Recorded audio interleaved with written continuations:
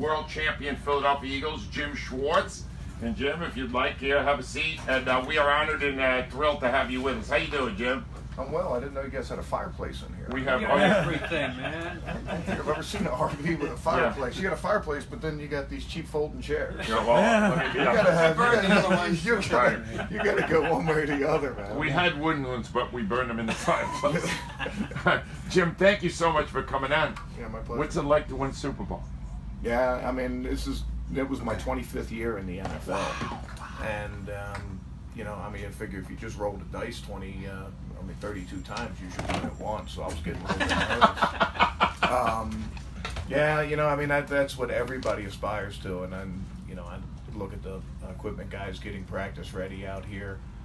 They're doing that to try to win a championship. Players, they're going. You know, people talk about All-Pro or Hall of Fame, and you know, big contracts and everything. Deep down, every single person, you know, their number one thing is to win a championship. Coaches are no different. So, you know, it was sort of a lifetime goal, and we were finally able to get it done. Jim, I am so thrilled you said that, because coming in, I've been doing this 29 years. Coming in today, I congratulated everyone I met, from the people in the little shed where they give you the credentials all the way in, and I say congratulations, because they're all part of it, right? Everyone in the family is a champion once you do what you guys did at the Super Bowl last year. Yeah, it was special, not just winning the game, but seeing everybody revel in the parade. Yeah. And then when we got our rings, seeing everyone revel in that, you know, whether you're, you know, working the ticket office, like you said, or, you know, work the gate, whatever it is, everybody played a part. Everything's important, and everybody had a piece of it, no matter how small. So they all got to enjoy it. It was fun to do. Jim, up 8, 2 minutes and change left in the Super Bowl. Brady's got the ball. What is the defensive coordinator experiencing? What's that like from your perspective? Well, it's a lot easier than being up 5. Yeah, oh yeah, that's true. Because right. 5 just, you know, the series before, you know, 5 was, you know, one guy slips, one guy makes a mistake, one guy miscommunicates, and all of a sudden you don't have the lead anymore.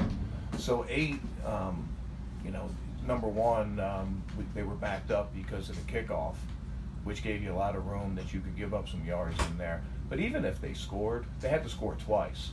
That's you know, true. they had to get the extra point. So, you know, it certainly doesn't decrease the urgency of it, but like I said, it's a lot different.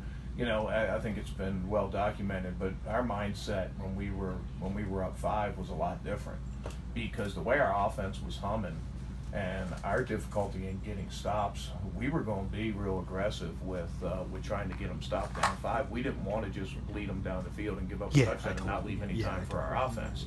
Yeah. So that's when I went to Doug and it's like, hey, look, if they start driving, we're either going to stop them or we're going to give up a touchdown and get you the ball back and give you a chance to win, because that's the way that game was. That was totally different than maybe the Falcons game, which was more of a defensive battle, and you just got to play it the way it was. But 8 points is a lot different than 5 for sure. Did it take anything away from it for you or from the defense that it was such an offensive game? No, our goal was to win the game. You know, I mean, and I've said this a bunch of times. You know, I played a little bit of chess when I was younger, and you know, if you sacrifice your queen to win the game, I mean, you know, people write about it in chess books for hundreds of years. You know, it's you know, it was such a great move. It looked like the game was lost, and sacrificed his queen and won the game, because it's not about stats, it's not about anything else. It's just about winning the match. And football, I think sometimes people can get, because of fantasy football or, you know, different things, people can lose sight of just a win. You know, you can't just be happy with a win. It's got to be, well, we won, but the offense didn't play so good, or we won, but the defense didn't play so good. And that doesn't really enter our minds at all. You play the game, and however you get it done, you're happy with it. And if you, I mean, like, give you an example. Week 17, we lost 6-0 to the Cowboys. We certainly, and we played a lot of backups. We certainly didn't, you know, feel good about a 6-0 loss. And we're certainly not going to apologize for a Super Bowl win. Jim, but you sound like a head coach. You were a head coach, and you were a good one. Did it impact your ability to get a head job this year? The guy on the other team, the defense coordinator, Matt Patricia, got one. Do you think it hurt because the team didn't play a good game in the Super Bowl? Your chances to get a job opportunity somewhere as a head guy? Oh, I have no idea. I really wasn't even concerned with that. I mean, like I said, to start this interview, been waiting 25 years to try to hold that trophy, to try to wear that ring, and that was really the only thing that was important. So anything else was secondary. Doug's a risk taker, right? Is that the same philosophy you had when you were head coach in Detroit? Yeah, it's different. I mean, every risk is calculated, and you know, whether you're a head coach, whether you're a defensive coordinator, an offensive coordinator, you know, it's not a risk if it doesn't have some downside. You know, so you know, they all need to be calculated. You know, blitz is a big risk at times. Sometimes it's risky to play zone coverage and try to wear them out and keep them from getting big plays and trying to get stopped somewhere along the line. Every philosophy is a little bit different. Bottom line is to win the game. You know, if you win, then your risks were worth it. If you lose, then they weren't worth it. So I don't know the best way to answer that. It's a beautiful thing to be the champs. I'm just curious. A couple of players I want to ask you about. Derek Barnett, who really came on as the year went along, made that big fumble recovery on the strip by Graham. How much more do you expect from him this year? Yeah, he's having a good camp, and yeah. You know, I mean, he didn't come out of nowhere. He was first round draft pick. Yeah.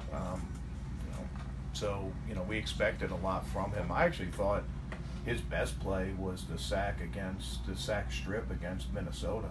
You know, even though that game turned into a party in the second half and, 34-7, you look back, that game was in the balance early. We gave up a touchdown on the very first drive. They were driving the ball, and they were down in our red zone. Or no, they were sort of, our offense was having a hard time getting it going.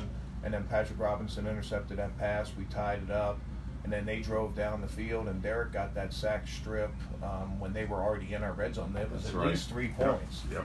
So that might have been 10-7 right there. That might have the game looks a lot different, I think, if Derek doesn't make that play. There was a lot of pieces to that. Our guys bluffed the blitz. They sort of took the cheese and had a blitz protection. Derek was one-on-one on a tight end, which we expected him to win. That's why we drafted him in the first round.